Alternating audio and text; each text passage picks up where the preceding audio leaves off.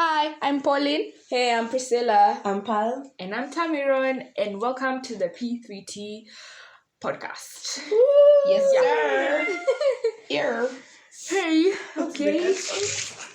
I think it's become her signature. For real. Yeah, my mom hates cats, guys. Same. Oh, Same. me, I don't like animals in general. Honestly, same. You have dogs. They belong to her family. It's not her house. Yeah. It's her parents' house. Anyway, welcome, to another episode of the P3T podcast.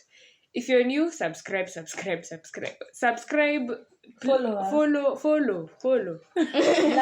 like. First Share. rating. No, you can't say it to the second. Yeah.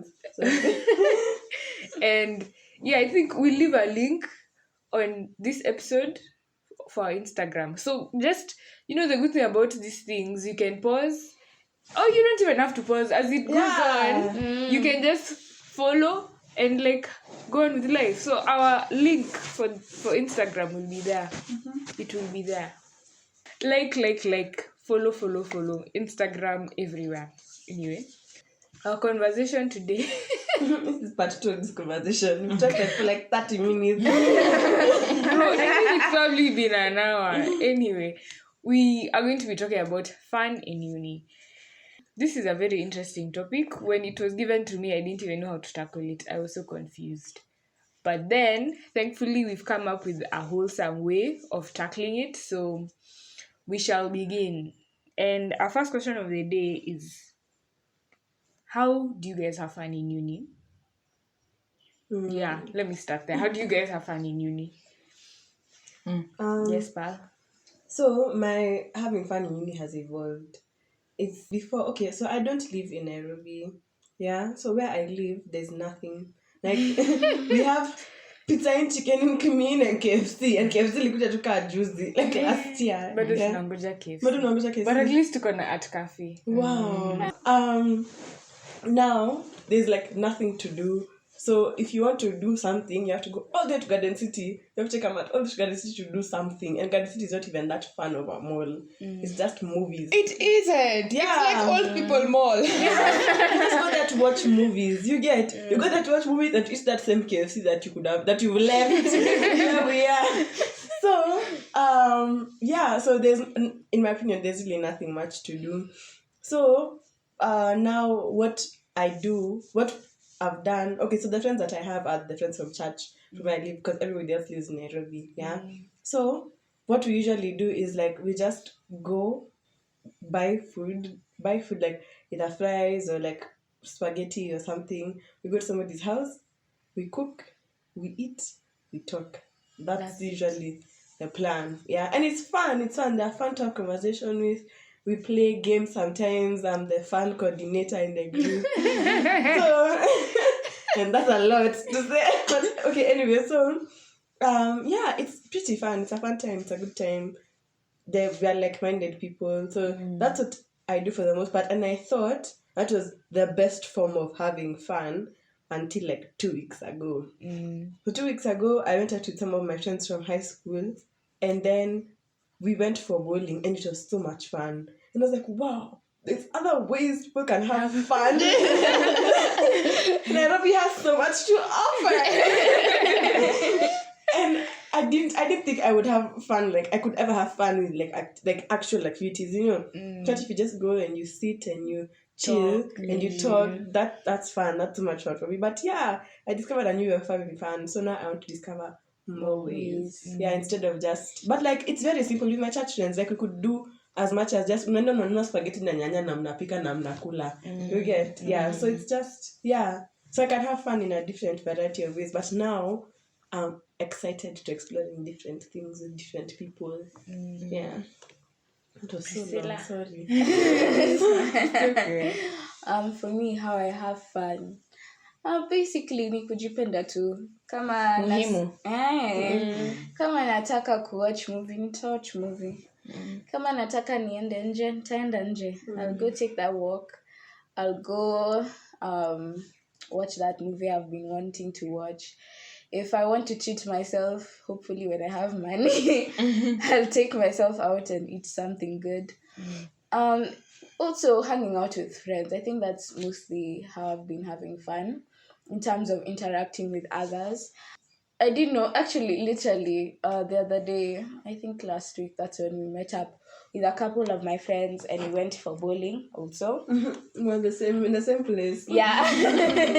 And I actually didn't know Kenya had bowling, let's be honest. What? No. Hey, pause. Isla, you live in Nairobi. Pal, I live in Nairobi, we can understand. I know you live in Nairobi. I'm sorry. It's okay, it's fine. Yeah, I actually didn't know. At first I was like, oh my god, there's a bowling thing in Kenya. Oh my The god. other day. Oh my god. Actually, I was quite shocked because on these things I just see in the movies, like they have a party, either way, yeah. So I didn't know they had bowling in Kenya, so I was quite excited, and it was my first time bowling, so I had fun. It was really amazing. Also, like having that, I feel like, okay, in my opinion, I feel like having those kind of engaging activities with friends not only builds like the strength of that friendship, but I feel like it's more fun because now you're interacting. There's like some kind of like work ethic, but not work ethic, but like some fun also, and you're building up something there. I just loved it, and I think I'll be doing more of outside stuff. Yeah, like if you're going bicycle riding, I'll go for bicycle riding, or we go out on a picnic, or something more outdoor. So I really enjoyed my time, so that's how I have fun. Can I also say that like those things, they reveal your character? Gosh, I didn't know how competitive I could get after every round, so I didn't think I'd be like at the top of the rank, So when I realized, I'm competing with number one, I kept going back to check. After every round, I checked the screen for the scores. Every round that the person was competing in quotes with, I checked her scores. I wanted to win. I won. But I think for me, personally I can say the friends I have are very, I don't want to say lenient, but yes, lenient. Like they're friends, you can call them and be like, twende, and they'll go. Like, they don't even put any thought behind it. We'll think ukombele, now let's go. So I think because of that, like I sometimes I find myself, so we'll go and then we'll have fun, and then we'll stay at home for like 2 months and not see each other again, or 3 months, and then someone will be like, by the way, we haven't gone in a while, let's go, and then we'll go again, and then we'll have so much fun, and then we'll not see each other again for like 5 months. That's kind of just like the pattern we have a friend who stays away, so until she comes back is when we're like, oh yeah, let's go. Let's go. So I think because of that, like finding things to do like with friends has never been hard for me. But those are friends that I already had before, and none of us go to the same university. So now in uni, I don't have fun. But let me explain myself. It's because number one, I don't live in the hostel. Yeah. Number two, we are many. Like we are many. So by the time I find like things like at the class has ended and then I sit waiting for someone. Then I home. Like the only friends I have from uni are friends that A, we've worked on a project together, or B, we walk to the stage together when we are leaving school. So like they're good friends. I'm not like saying, they're not good friends, but like they're not friends I would call up on a random weekend and be like, twende, because now like I don't even know what they enjoy doing on their free time or like such things. So like fun in uni, I don't think I can say I have had fun in uni. But fun as a university student, that one definitely I have had. Well, I don't even know how to answer this question. Yes, I have fun both as a university student and in uni. That's nice. Congratulations. Thank you. That's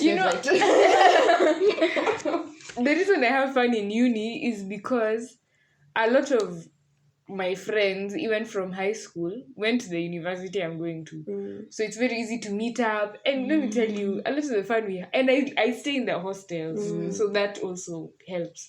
So a lot of the times we meet up after school, tumenunua mayai. That's like our ritual. Every time we meet, tunaenda kununua mayai. Mayai pasua. So like now that I think back like into it or at it, that's like among the best moments, the most fun moments. Just that walking and talking and going for smocha, not smocha, sorry, mayai pasua are wonderful. And then also in school, I've tried to get as involved as I can in terms of clubs. I also tried sports for like 2 seconds. But yeah, I somehow, like, I would say they're a friend, but they're not really a friend. But like every time we meet, it's always like, oh hi, how are you? And it's very often like we're always almost around the same place at the same time. So yeah, all this, yeah, I made friends, like that one friend. Then in clubs, I'm getting to know people, but bado hujafika huko. bado sijafika hapo. And then my classmates as well, we have, like, I went for the first time bowling with my classmates, and that was fun. You guys, I failed terribly, and they laughed at me for the whole week. And it's okay, it's all love. So yeah, outside uni, like Pauline said, we have very spontaneous friends. So like you just call it like, oh, uko wapi, twende, aya nakuja, twende. And like always it's a good, no thought process, but it's always a good time, always. So yeah, that's basically my fun in university. So next question would be, how has it evolved, considering you're a Christian?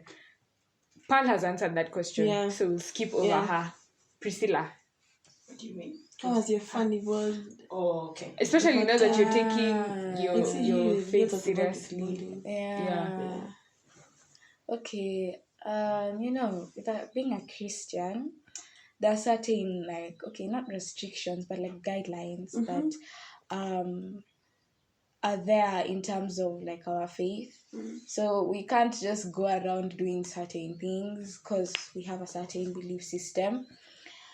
So yeah, basically a lot of things that are exposed to us in university, like smoking, drinking, drugs, clubbing, all that, they're quite not advised. So we find, okay, like now for me, I find other ways to enjoy myself. It's not like I've not found myself in such situations, but you have to like be your own accountability partner. So as a Christian, I guess how it's evolved in terms of having fun is having like a good support system or a good friend group, like who we share the same faith, and we are able to like now engage in other fun activities, be it bowling again. Take it to your jazz. Actually, jazz, bowling. Actually, it was so fun. Either way, be it bowling, be it any other fun activity that can be done, that is not like conflicting with now what I just stated. And our faith also. So yeah, like bowling, swimming, anything that can be, even hanging out together in a home, watching a movie, just chilling, Yeah. Can I Going say? shopping. Yeah. What I've learned is not the dynamic of you and the different friend groups. Because what works for one friend group might not work for the other. Yeah. You see now my friends from church, like one time we started going out for ice cream. We went all the way to Nairobi, you guys, for ice cream. And it wasn't, and then immediately after that, we went back to somebody's house to eat spaghetti and nyanya, and that was the most fun fun part part. of the whole day. Yeah. Whereas with our friends from high school, going for bowling was the most fun we've done, even though we've tried now going to people's houses. You Yeah. get, so just know the different dynamics of your friend group and what True. each friend group likes, because you can have fun in a variety of ways as an Ways. individual. Yeah. That's true. I think for me, something that I have learned is know thyself. Because, like, the example I'm going to give is the example that we have mentioned multiple times. Let's say your fun now is going out to a party. And for like a lot of people, that's fun. But me, if I was to go to a party where people were drinking, where people were smoking, I would not be comfortable. So I would spend the entire night constantly just being like, oh my God. I need to go Oh my home. God. Oh my God. So, it just becomes a waste of my night. But for some people, that's not a waste. That is fun top tier. You've had the best night of your life. So when you know yourself, then you know the things that you consider fun. And let nobody lie to you. You don't need to be drunk to have fun. You can have fun when you're sober. So just knowing that this is what I consider fun and this is not what I consider fun, I think it just has helped me put into perspective the things that I enjoy. So if like my friends were to call me and be like, twende Milan. Do people still go to Milan? I don't know. Yeah, definitely. Okay, twende Milan. I'd probably be like, no thank you. But if our friends call me and they're like, twende Ngong Hills, I'd be like, let's go. Because to me, that's so much fun. Yeah. Okay, my fun evolving. Let's see. I promise I had the answer for this. An answer, sorry. Yes, honestly, I have to not lie. I mean, I won't lie, but like I've seen God just, because I guess he just knows I'm very susceptible to peer pressure. He knows. So like I've just seen his hand just guiding me away, So a lot of the times maybe my friends from school are going out, and obviously it involves a little drinking here and there. Like out of the blue, I'll be needed home, or I won't have money, so I can't go with you, or something will just take me out of that equation very fast. And honestly, me, I'll just say any God. But yes, my fun has evolved. Like, I never thought just walking and eating my eye would be fun, but I have so much fun when I do that with my friends. What else? Oh, you know what I find entertaining? The periods of times when I've gone out with my friends and, they're getting all drunk, you guys just watching them. It's so entertaining. The best. What? Actually, it's the best. Wow, you're just there, you're dying. And you're what? You're fanning them. Not okay. Now when I say fanning them, it sounds like I'm making them take more. But like you're just you perpetuate the stupidity. They're like, Cameron, you see I have 5 fingers. I'm like, no, you actually have 6. And like you just wow, it's so funny. So, I think for the periods of times that I've gone out with my friends and I can't indulge in what they're doing, I just I observe and I'm entertained for the week. So yeah. I think that should be the biggest reason why you should go to get Christian. Man, for that type of entertainment, you only find it in those crowds. You don't find it anywhere else. And it's the best. Like you continue thinking about it for like months. Yeah. You just sit down, you remember by the way. This guy asked me if I could see his wings. And I said yes. And I said yes. So yeah, and then like Yeah. I've also realized another thing I've been finding very fun is just sitting and having mind-boggling or like very thoughtful and wholesome conversations with friends. Yeah. Like, and friends that you can talk about everything. Like, you can talk about how you're failing to read the Bible. You can talk about how you want a boyfriend and you can't get. You can talk about controversial issues, and like, you get to learn so much from those conversations, and to get to understand this person thinks like this person thinks like this is what they believe. Like, it's been so fun, and it's been you leave the place feeling so jazzwad, so filled, so like, wow, I'm ready to take over the world because now I have all this information I didn't have. Maybe nani kama mimi. So yeah, that's another thing I've been finding quite fun, and I've been finding myself in such situations more often than not, and I thank the Lord because it's been amazing. Been amazing. Yeah, Pal tuliposcape. But I contributed But anyway. yeah, you contributed anyway. Oh yes, mwambie hivyo. And you contributed anyway. Okay,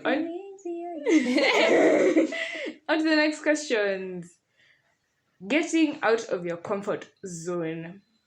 Now, for a lot of us, we are very much deep into our comfort zone. Is it a lie? Is it a lie? No. Is it a lie? No. Pal? Is that the question? Getting out of your comfort zone. I want us to give practical examples, and examples that are applicable to other Christians. How do you think you can get out of your comfort zone and you're willing to do? Can I start? In uni. Before I answer, I just want to say, I don't like being told to get out of my comfort zone because it's my comfort zone. It's mine.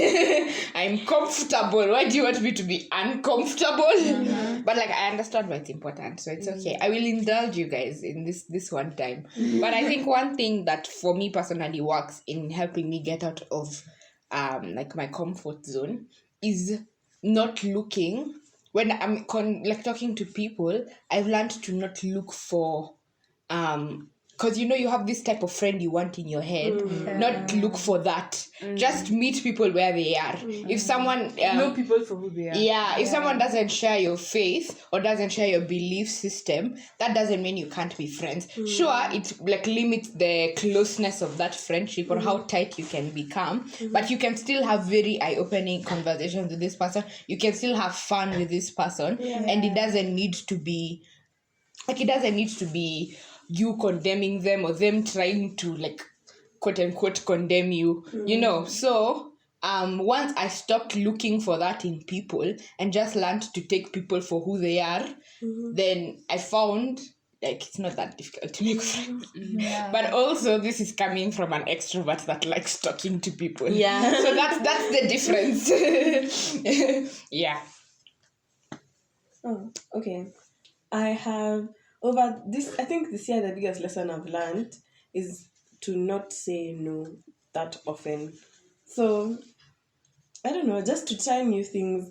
I've gone out of my comfort zone not so many times, but there's some things that I've done that have been out of my comfort zone that I said no. Like hiking. You can't tell me to go hiking again. You can never tell me to go hiking. It's my number one. No, there's a lot of evils, but it's up there in the top 10 list. So, I don't know, even in March, is it March, May, whatever, when we first started recording the podcast, went for Culture Night, and I discovered So, but then, we started going to different churches to just see how they are, and we've met such cool people. Me and my sister. And we've met such cool people, and that's been so much fun, And then in September, because once elections in Misha, now we can go back, and because we have finished, we can go back and we can still finish and go touring. And I even met some girl who's in my school that I didn't know about because of it, So I like my comfort zone, but also I'm willing to get out of it with guided parameters. Like it's not ati twende US na sina visa, you know. So you'll book the flight, you'll enter, but you can't enter the country, you know. Yeah. So if you have the right parameters and the right guidelines, I think if I have them, then yeah, I'm usually willing to do whatever. But it doesn't mean that I don't say no often. It's just I've learned to not say no as often. Even like for this podcast, my first instinct was to tell Tamiron, no, I don't think I want to do a podcast. And I was like, but why? You know, I think that's also something you need to ask yourself. Why are you saying no? So because I didn't have a no for doing this podcast, I was like, Sama, cheers. For me, I don't think. Okay, yeah. Obviously, as Pauline said, being in your comfort zone is very comfortable. Mine. Yeah. And it's quite a struggle, like coming out of what you're used to and that's comfortable. See man, wacha nikae too. But okay. Okay, looking back, I was in the same position as Pal. Like, okay, do I need to be in a podcast? Yeah, like it was in my, like a thought in my head. But then, like, asking that question, why? Like, why don't I want to be in it, you know? And I'm like, maybe I can impact lives through this. Maybe, you know, I can do something positive through this. So I'm like, yeah, let's give it a go. So I think yeah, so let's give it a go and try something new. And I think in my high school, one thing they prided themselves was risk it. Yeah. Risk it. Oh, no. I remember that. Risk it. So I'm not saying risk yourselves doing some questionable things that you know they're going to land you in some questionable situations, but risking it in something that has a potential of being positive, that has a potential of like changing your life and that of others for the positive. So yes, I've come out of my comfort zone. It's just that I can't really remember certain situations, but yeah, I think I have. I also have. I think when I got into uni, it was a conscious decision to get out of my comfort zone because I felt like throughout, I've said this before, throughout high school, I was always in my comfort zone, so scared of doing this, so scared of doing whatever, because of one reason or another. And I felt like I missed out on so many opportunities that would have opened so many doors. So now when I got into uni, I just made a conscious decision to just do it all.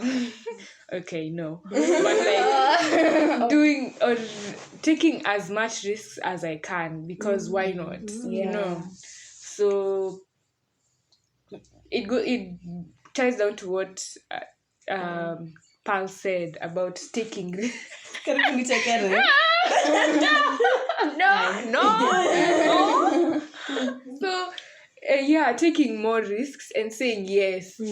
So I remember at a jana too, I'm just from saying yes. My class rep texted me, and okay, the school is getting into a season of elections for the student council, and I think the school finds it easier to just get delegates from each class to like represent the class. So when they're having campaigns, ndo tunaenda. And then I don't know if we're the ones going to vote. I might say whole school. I don't know.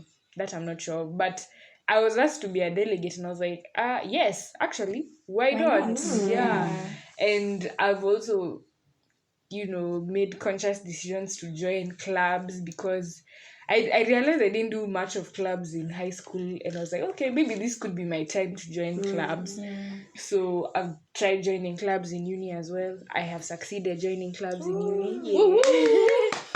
And so I just I'm more willing to take risks. I'm more willing to just put myself out there, and so should you. Because why not? It all boils down to why you're not doing it. What's your reason? I'm sure the reason just doesn't make sense, so just do it. So so now, as Christians, as Christian girls, it's it's not much of an assumption to say that we pretty much lived a sheltered life growing up. Sindio? Christian girls with Christian parents. Yes. Christian girls Let's with say Christian some of parents. us have lived some parts of our lives. Sheltered. not me, but somebody. But in this group. we've had lives that have been sheltered at some one point or Yeah. another. Yes. Oh yeah. Simwambie hivyo. So what I'd want to know is, like, okay, now you've left your mother's nest and you're getting into I'm in her nest. I'm still in my nest. Same. But like, now you're older, you have much freedom, you're in campus, Yeah. so you have some level of freedom. Mm. So like, was there an initial shock getting into uni, or was it like, okay, nimezoea, let's move, so like, how was it as a sheltered, or In the nest. yeah, as a Wow, that Priscilla is is the really good. animal representative. She's a over paid here. actor. So, like, how was it moving from like that sheltered environment into a more free environment? How are your initial reactions? Yes, Pauline. I think for me it wasn't like it didn't strike me as anything, because people talk about it. Like everyone talks about how crazy uni is, how you will be clubbing at 3 a.m. with a cat at 8 a.m. like same day. You will leave the club, you will go to your exam room, you will do your cut, you will go for your lesson, then you'll go home and black out for like the entire weekend. Like people, these stories are there. Yeah. So I think like walking into university, it was pretty expected. But now the thing of, did I feel like the pressure to try everything because I was so sheltered? Not really, because I don't think my sheltering was I didn't know of these things. My sheltering was, these things exist, but they're not good for this and this and this reason. So I think because of that, like I've never, I didn't like run amok. You know how you hear stories of these like young girls who reached university and they're far from their parents and they did everything at once. Like they were everywhere and doing everything. So I don't think for me it was like that. Maybe as I continue in university, I will feel the need to. Let's see. Meet me back in 4 years, ask me again. I'll tell you how it went. I think I was more shocked when I entered high school than I was when I entered university. Because I think all my primary life I was so sheltered, because it was like home church, it was homeschool church, and that's it. And even at home, until like my late, like musho wa primary, that's when like I would like really get to interact with my neighbors and things like that, because my parents are paranoid. So when I entered high school, I knew nothing. Me at the end of class 8 and me at the end of Form 4 were two totally different people. And it's not like, yeah, obviously you've grown, those are 5 years, those are 5 pivotal years in your development. But I knew nothing. Like, I knew nothing. And even now, I still feel like I don't know everything. Yeah. So, but that doesn't mean that you didn't have some shock entering university. When, I don't know, what I'm shocked about is how much drug intake one can have. One can pop into their body and still be a functioning human being. Oh my God. Like, you do whatever you're doing, you go to class, na bado koko, bado ko macho. That for me, I feel like I'd take like a sip of alcohol and I'd be down. So for me, that's like just, it amazes me. Let me say, it's not even I look at it and I'm like, oh my gosh, why are they doing drugs? It's like, no, I'm just shocked. How? Like, how is this possible? How are you still standing? Yeah, but I think it's young people are wow. Yeah. Their bodies are wow. They can take it. Yeah. Can I also say, you know what shocks me? The amount of energy people have.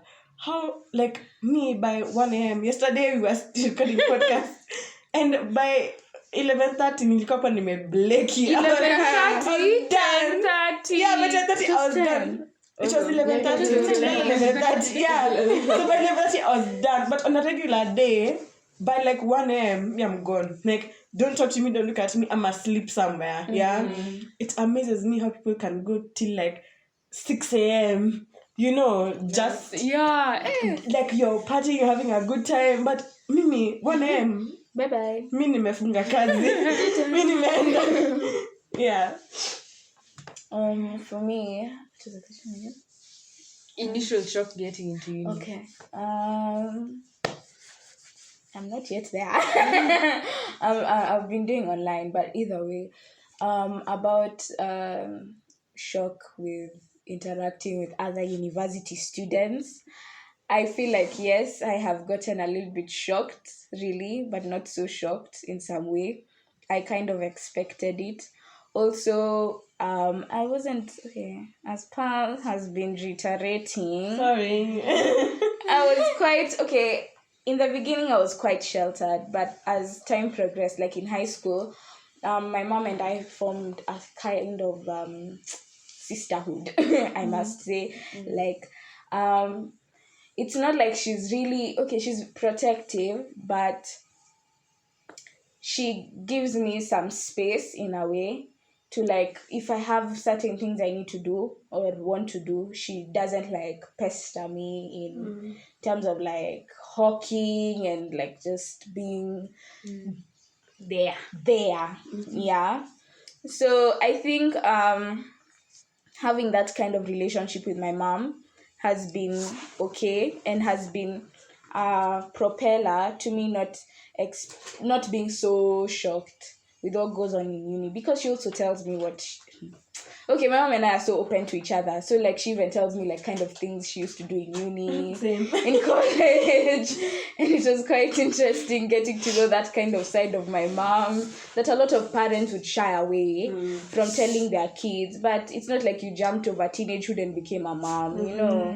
So yeah, like that's certain thing. I feel like such things, I feel like parents should be more open to telling their kids and having that like relationship where it's not like one is the dictator, the other one is the oppressor. It's where you both are learning from each other and creating that safe space even for your child to be able to run to you and talk to you about certain things, because they're still growing, and since you've gone through that stage, you're able to mentor them and advise them accordingly. So I think I'm not so sheltered now, but I think after how my mom has raised me and how we are able to communicate, it's better, and I'm not quite shocked with what happens in uni. Yeah. For me, honestly, even me, I think I got the most shock in high school, because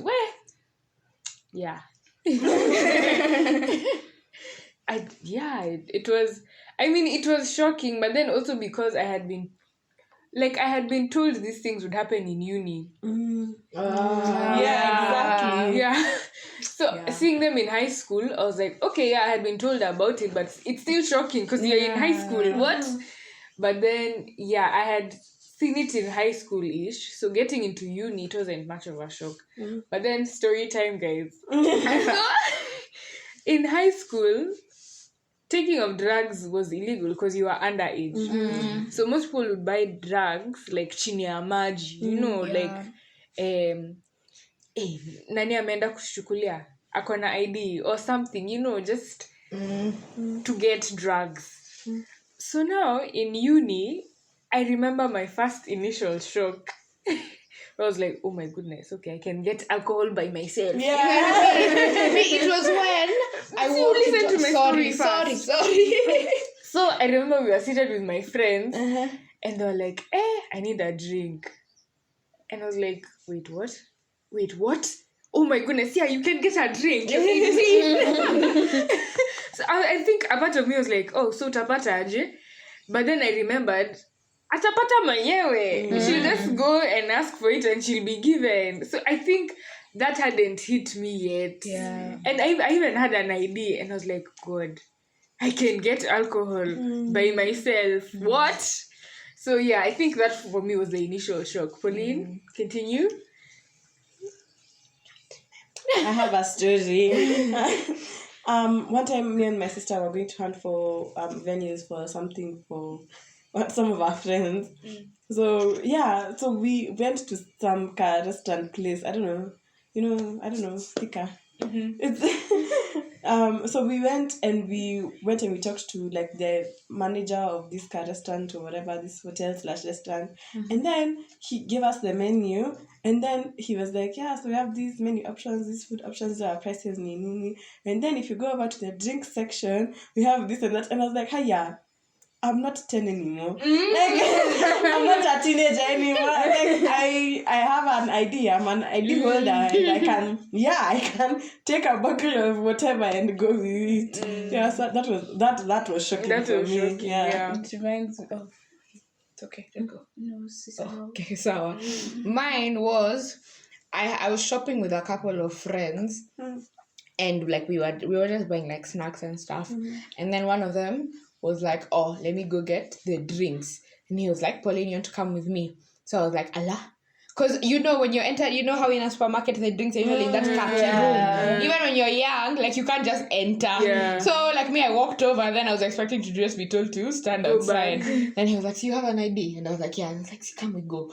And I was like, Allah, I have an ID. I can go. In fact, I'm not illegal here. I'm fine. I'm okay. Yeah, that was for me. Can I say it's also interesting that now us not drinking is, or like doing alcohol or doing drugs or anything, is not because we are Christian and we are minors. Now it's not a matter of it's illegal, it's a matter of It's our my belief choice. and standing. So now we have to choose. It's not people are not referring to you because you're young, or people, it's now you have to actively choose to not do anything that you don't want to do. Okay, to Interesting. Oh, quick question. Would you raise your children sheltered? I'd raise them informed. Oh, that's a Smart. great Actually, answer. Yeah. let's just end there. Yeah. Pack our bags. Yes. Umeongea kama watu kumi. Okay, there you have said it. Next question would be, would you have close friends who are non-Christians? I go. Yeah. I would. The difference would be the way I interact and the things I tell my close friends that are non-Christians. Because there are some struggles. Akiro stuff, if you're not Christian, utakuwa tuna float. You will have no advice. You will just be listening. And I guess sometimes that's what people want. But like, I want someone to will be able to relate. But it doesn't mean that I can't have relationships with people that aren't close friends. So now the thing would be, is how close are these close friends? Like, what are the things I'm sharing with them? Because I can share with them struggles I'm having in school, because those are universal struggles. Everybody, like late nights, transnighting, hard exams, those ones, like all students know about that. But I'm not going to share with them struggles I'm having with my Bible, or struggles I'm having with my relationship with God. Because first of all, I think it would make them very uncomfortable. They'd just be like, okay, I don't know what to do. I don't know what to tell you. So I wouldn't like talk to them about that. But then it's also worth noting that this like struggles about my Bible and struggles about my relationship with God, those are very big aspects of my life. So eventually, probably what's going to happen is these like non-Christian friends or non-believer friends that aren't as close as my Christian friends will probably start, I don't want to say moving away, but drifting away. And like, it's natural progression, I think, of relationships. Because if you can't tell somebody about like all aspects of your life, then they just generally become, they're friends, but they're just not as close. I think you can't, no person can survive in this world alone, But not everyone that you meet is going to be Christian, and more often than not in university, you're going to be a minority, So you can't say, I'm not going to talk to anybody in this class because I'm not Christian. Kwani, how, like in my math class, if I said I wouldn't talk to anyone who's not Christian, how would I have barely survived? I just found two people, we formed a group. I don't know anything about their beliefs. Nas Jali. All I like is that they are nice, kind girls who took me under their wing and we walked together during that journey of that unit. Yeah. So I think it's good to have different friends, because then you're exposed to different meanings, different perspectives and different views in life. But but what I would say about your close friends is have people as your close friends that, one, respect your beliefs, and two, you should also respect theirs. Yeah. So one of my closest friends is of a different religion, and one of my closest friends, she's my closest friend in general, and then my closest friends in school, she's of a different religion. And I can't imagine us not being friends because she's not a Christian, And I tell her everything. I tell her my church drama. I tell her everything. But I'm not going to tell her I'm not going to make her uncomfortable with like this, the other things, like, like if I'm struggling, like, talk to God, I'll tell her like, oh yeah, even these days, I've been struggling with my parents, whatever. But it will be an offhand comment. It won't be a comment for like, what do you think I should do? Because that type of advice can only come from a Christian. She can't tell me what to do because she doesn't know how to do it. And the same goes for her with me.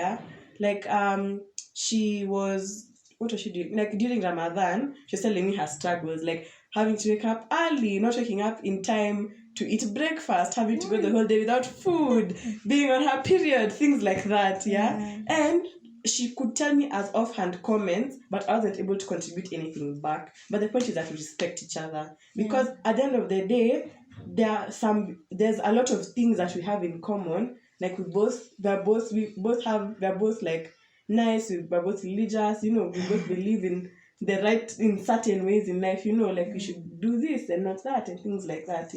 So I think it's important to have Christian friends, because equally yoked, all of that Bible verse. But you can have close friends that are not of the same belief as you. Just make sure you respect each other at all times. But also find Christian friends, because the ones are going to help you in your faith, and your faith is the most important thing in your life. Yeah.